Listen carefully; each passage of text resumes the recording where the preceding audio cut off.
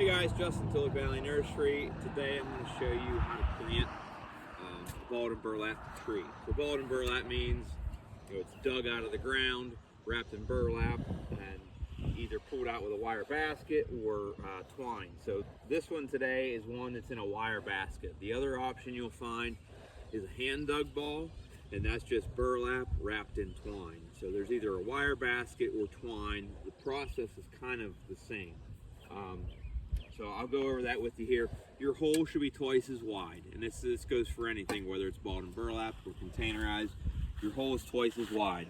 And where there's a little bit of confusion is depth. You want your hole as deep as the root ball. So this root ball right here, sometimes I use my shovel as sort of a guide. The tape measure is obviously probably the best. There's my shovel. That's about how high my root ball is. That's about what my hole is. I'd rather see the root ball just a little bit higher than a little bit lower. A little bit lower is no good. We can deal with a little bit higher. So basically when you get your hole ready to go, you'll stand this thing up. This is a really big one, but it's easier to sort of roll them. So we're just gonna kind of roll this guy in the hole. You're leaving the rope, the burlap, the basket, all that is still on this thing right now.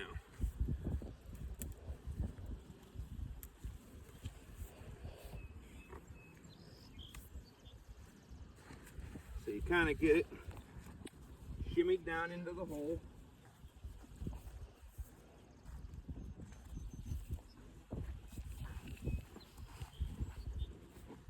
And so with mine, I'm about 2 inches higher. And I'm okay with that because we have a lot of clay soils. So I'm okay with just a little bit high. A little bit low, you run into problems with soil piling up on the root flare. A little bit high, there's no problem at all with that.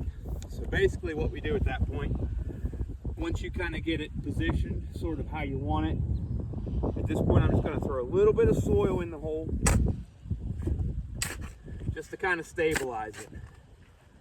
If you have some help, they can stabilize it for you, but I'm sort of by myself today with my cameraman, so I'm just going to use a little bit of soil to stabilize it.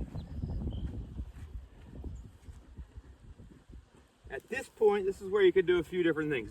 There is no wire basket if you just have burlap and twine.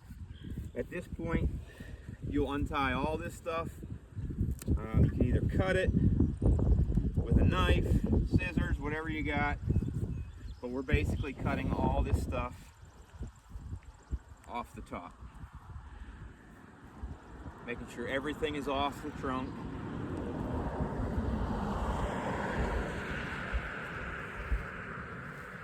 Until we're basically down to the original root ball.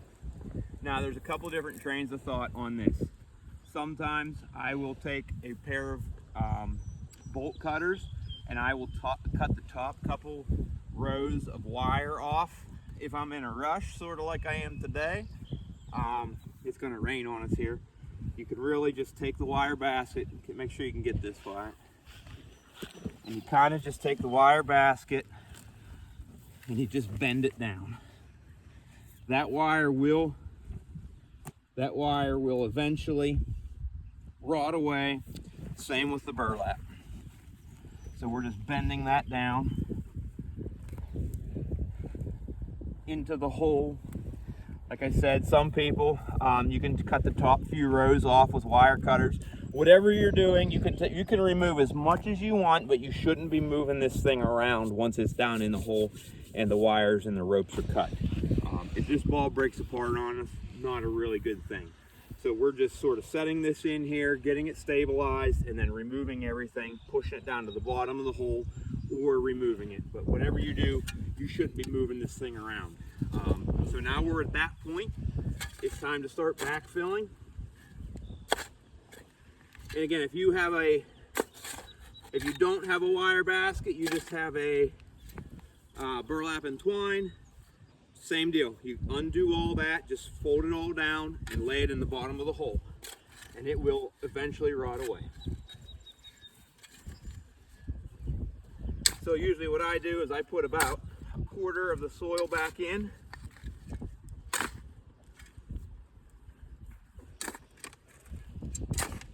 I can hold the tree if you need to. And then I will, thanks buddy. And then, so I'll put about a quarter back in, and then I'll just hop in and start packing it down. This is why it's nice to dig your hole twice as wide, because you have room to pull that stuff down. You have room to jump in there and backfill. And you really don't have to worry about, I mean, you should be fairly straight at this point, 90%. You don't have to worry about it too much till we get about half the soil, and then you want to be a little more particular about being straight and everything like that. Now, if this were a containerized plant, basically the process is the same. Hole twice as wide, no deeper.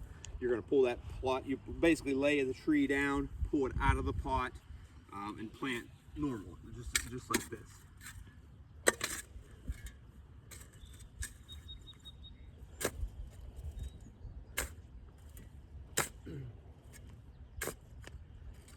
And while we're talking here a little bit about amendments, you'll notice we have a lot of clay here. But we just got about 2 inches of rain over the weekend. And even though we have clay, it is draining. So this hole's not full of water. So even though we have clay, I don't think it's necessary at all to amend this soil. It's not holding water. It's perking out through. And so that, I mean, less is more with soil amendments. If you absolutely have to, if it's nothing but rock, yeah, maybe a good idea to add a little bit, but that tree has to grow in your native soil. So just by fixing up the planting hole, that can sometimes almost baby the tree too much. That tree has to figure out how to grow through this stuff. So this soil, in my opinion, even though it's really clay-based, it's not swampy, it's not soggy, it's not holding a ton of water. This tree will do fine in this soil. Don't do the Miracle Grow potting soil, even the tree and shrub. I just don't like it. Use your native soil as long as it's not swampy. If you must add anything at all, use like a leaf compost. We sell Happy Frog, but only use it sparingly, as like a third or a quarter. You know, 1/4 Happy Frog, 3/4 your native soil, because that tree, it really does. It has to grow outside of that planting hole.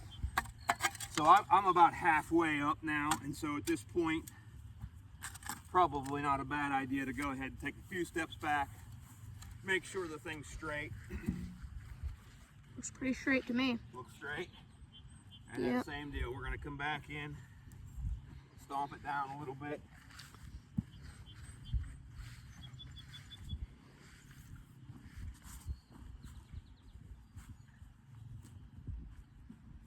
Now, if this were a containerized plant, before we plant containerized plants, you're going to want to make sure there's no circular roots. If sometimes when they're in a pot, they can grow in a circle. Not a great thing. So, if you do have circling roots, in a pot, you want to make sure you tease those roots, break that circular motion up, whether you have to cut it with a shovel, physically just tease them and pull them apart. You want to break that circular motion. With bottom burlap trees, you don't have to worry about that. There's no circular motion. While you're putting the soil in, do you want to talk about our new hats and shirts? Or do you want to save that for another video? Let's save that for another video. All right.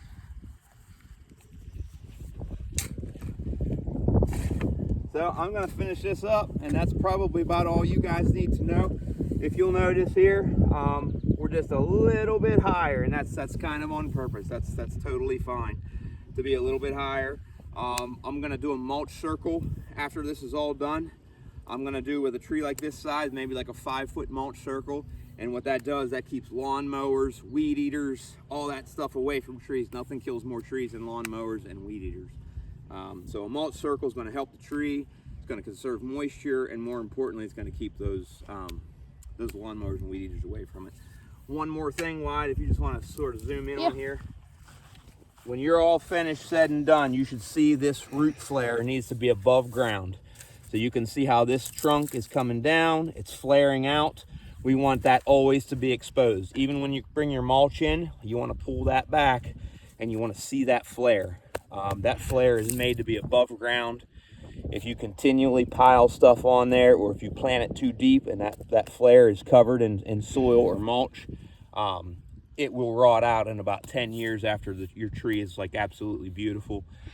It'll rot it out and it'll be dead. So make sure that flare is visible. But yeah, that's it guys. Thanks. Have a great day.